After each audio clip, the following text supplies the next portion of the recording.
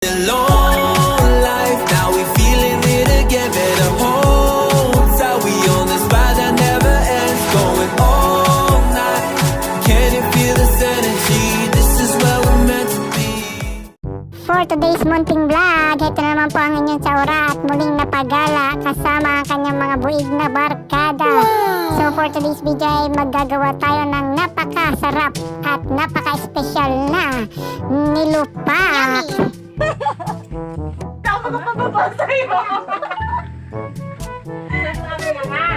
So ayan ang inyong Chaura at nagsisimula na magbalat ng nilagang saging. Yan nga pala naghango ay ang aking asawa, ang masipag kong asawa. So ito guys, nulungan na rin ako dito ni Ma'am Ellen. Shoutout nga pala kay Ma'am Ellen. Siya ngayon ay nagtuturo dyan sa may Pag-asa sa Balayan sa may National High School.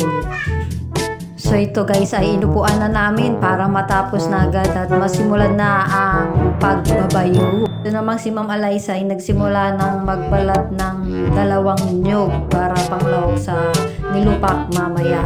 Ang matapos ng mabalatan at mabiyak ang nyog, kinayod na ito ni Ma'am Vanessa para maihanda na at mailagay agad pagka naglulupak na ng saging. Sa buhay ano?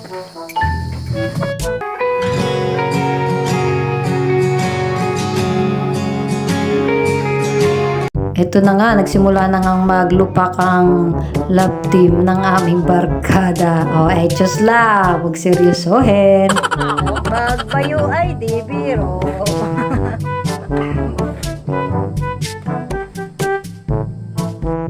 Habang nagbabayo naman guys, nagluto naman si Ma'am Judith ng pangmeryenda. Tawag nila dito is ginataang burot. Sino ba nakakaalam guys ng burot? Yung nakuhukay daw sa may gubat o sa may bundok. Ngayon lang ako guys nakakita.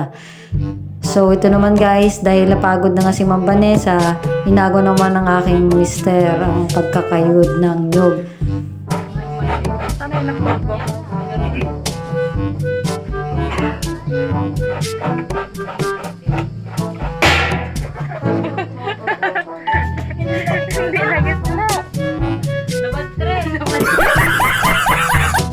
Ito naman si Mama Alaysa ay nang agaw na ng pagbabayo ka na Ma'am Pia at Kuya Bobby. Para naman daw makapagpahinga ang dalawa. Ganyan pa pag ikaw nagbabayo, Ali. Wait lang. Siyempre, hindi naman papayag yung hobby ko na hindi maka-experience magbayo. Ito naman guys is nagluluto na nung panlagay sa nilupak. Secret ingredients yan guys, kaya di ko pwedeng sabihin kung anong recipe. So ito na guys yung pinaghirapang lupakin. Nilalagyan na ngayon guys ng gatas. Siyempre si Chef Pia ang gumagawa niyan. Wow! Nakita nyo naman guys, talagang napakaganda ng pagkakagawa.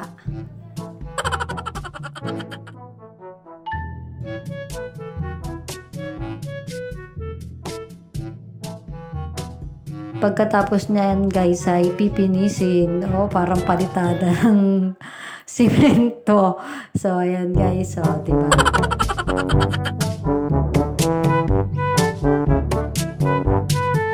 Sunod na step guys ay ilalagay na ang secret ingredient. Nabubuyoy ako guys. Sunod na ilalagay na lang guys ay yung sangkap na sikreto. Diba guys?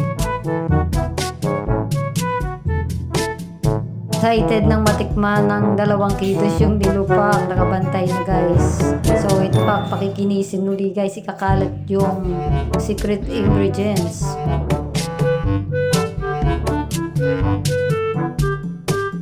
So ito na guys ang special na nilupak with love. Salamat po sa inyong panonood.